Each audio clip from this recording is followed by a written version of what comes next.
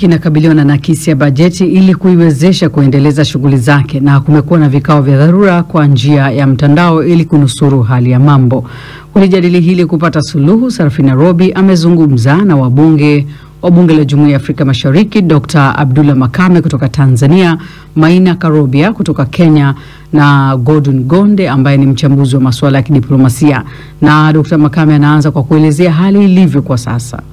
Jambo ambalo waheshimiwa mawaziri wanawasilisha makadirio ya matumizi na mapato, yani estimates of budget kila mwaka. Kwa hiyo hichi kimeitishwa katika njia ya mtandao, na kilivyoitishwa mawaziri walitakiwa waweke mezani hayo makadirio ya matumizi na mapato, na baadaye hayo makadirio yaelekezwe kwenda kwenye kamati husika ya budget ili yakafanyiwe uchambuzi na mchanganuo na kupitiwa, ili baadaye itaandaliwa taarifa na budget ije ipitishwe na bunge. Sasa katika hicho kikao kilichotokea ni kwamba katika hizi shughuli za Jumuiya ya Afrika Mashariki, hususan kwa mwaka huu tangu 25 ingie, bahati mbaya yani imekuwa jumuiya haina fedha. Kwa hiyo shughuli za kuendesha jumuiya zimekuwa zifanyiki ambazo zimepangwa katika budget. Shughuli nyingi ambazo zimepangwa zimekuwa hazitekelezwi. Kwa hiyo imekuja hoja katika ukumbi wa bunge kwamba kabla ya kuanza kupitisha budget ya 25-26, mawaziri wanatakiwa waelezee utekelezaji wa bajeti ya 24-25, na hii ni kwa mujibu wa kanuni ya 74 ya kanuni za kuendesha bunge. Bunge lina jukumu la kusimamia utekelezaji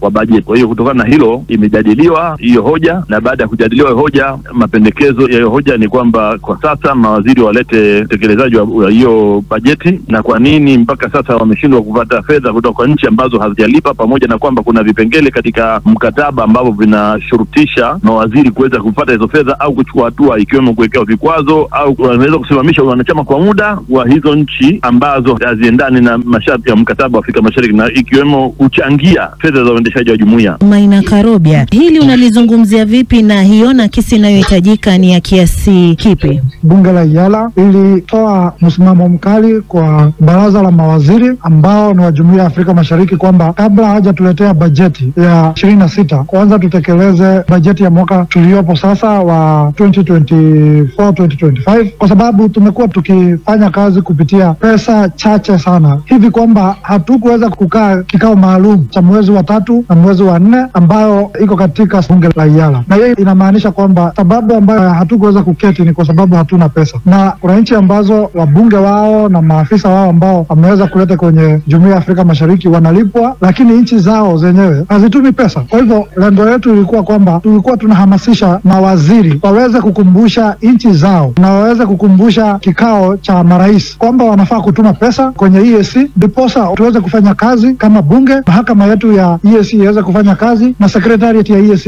iweze kufanya kazi. Gordon Gonde, haya yote ulivyoyasikia unayatafsiri vipi kama mchambuzi wa masuala ya diplomasia kuhusiana na nyufa hizi zilizopo katika Jumuiya ya Afrika Mashariki? Kwenye diplomasia, Sarafina, changamoto zinatakiwa zitukuze na kutuimarisha, ingawa kwa namna moja au nyingine zinaturudisha nyuma katika swala zima la maendeleo, kwa sababu kama jumuiya inahusika moja kwa moja katika kuingilia migogoro, matatizo, changamoto za wanachama wake, inahitajika hizi nchi wanachama kuwa na utayari wa kisiasa wa kuweza kushiriki moja kwa moja katika kuhakikisha kwamba jumuiya hiyo inakuwa na nguvu. Sasa tunajifunza kutoka kwenye jumuiya nyingine kwamba zenyewe zina excel, zinasogea mbele, zinapambana na changamoto zao kwa sababu zinao utayari wa kuweza kufanya kazi. Sasa njia ya kwanza ya utayari ndio hiyo ya kutoa fedha, kwa sababu bado hatujaweza kuchukuliana hatua za kidiplomasia, hatujaweza kuchukuliana hatua za kisiasa. Ndio maana tunaona kwamba tunasuasua katika utendaji kazi. Jumuiya ya awali kabisa ya Afrika Mashariki ambayo ilikuwa inaundwa na nchi 3 ilikuwa na nguvu, lakini kadiri ilivyokuwa inatanuka ndipo baadhi ya wanachama wakawa wanajikita zaidi katika masuala binafsi zaidi ya masuala ya kijumuiya. Hilo ambalo wabunge wanaliona ni la umuhimu kutaka maelezo kutoka kwa mawaziri namna gani sahihi ambayo jumuiya inaweza kutafuta vyanzo vya fedha au kuzipa mbinyo nchi wanachama kuweza kuchangia kwa wakati, ni hatua ya mwanzo kabisa na ujumbe wa kidiplomasia kwamba jumuiya inatakiwa kuwa imara. Daktari Makame, Maina Karobia ameweza kugusia mswada ambao mmewasilisha kwenye bunge la East Africa. Sasa ina maana kuwa kufikia hivi sasa hakuna sheria kuwashurutisha wanachama kuwajibika ili kuweza kupata suluhu, hasa tukiangazia masuala ya fedha kwenye Jumuiya ya Afrika Mashariki. Mkataba wa Afrika Mashariki katika ibara ya 143 na 146 zinazungumzia kuhusiana na mwanachama ama kusimamishwa wanachama wa muda au kuwekewa vikwazo endapo atakuwa hakidhi vigezo, na katika vigezo ambavyo vimetamkwa katika mkataba ni nchi mwanachama kutoa michango yake kwa mujibu wa sheria ya kuchangia ya bajeti ambayo pia na yenyewe inasomeka katika ibara 132. Maina Karobi, tueleze kwa sasa hali ikoje katika jumuiya kwa masala ya kuendesha shughuli zake ikiwa kwamba kuna nakisi ya bajeti? Hali ilivyo saa hizi, operations ziko na go slow, watu wanapata mishahara peke yake, watu wanategemea donor funding, ili hali hii project ya East Africa inafaa kuwa inaendeshwa na wana East Africa wenyewe. Sisi saa hii tunategemea donor